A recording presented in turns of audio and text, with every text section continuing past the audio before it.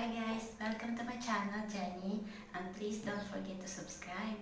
And guys, gagawa tayo ng DIY hot oil with coconut milk. Tara, let's! Medyo buhaghan na side guys, kaya let's DIY. Okay? Let's go! Before hot oil.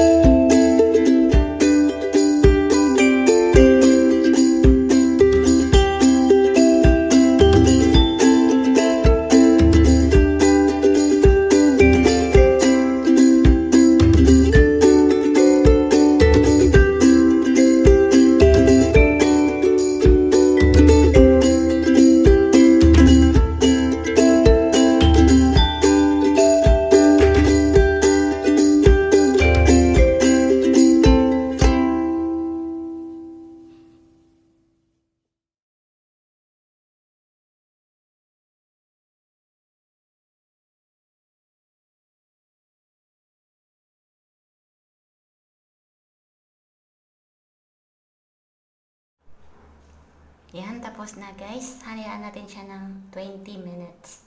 20 to 30 minutes para ma-steam siya with the cling wrap. Thank you very much for watching. Hope you like it. And please don't forget to subscribe. Bye-bye. Hi guys! Welcome and thank you for watching. Ito na ang aking buhok after my DIY hot oil with coconut milk.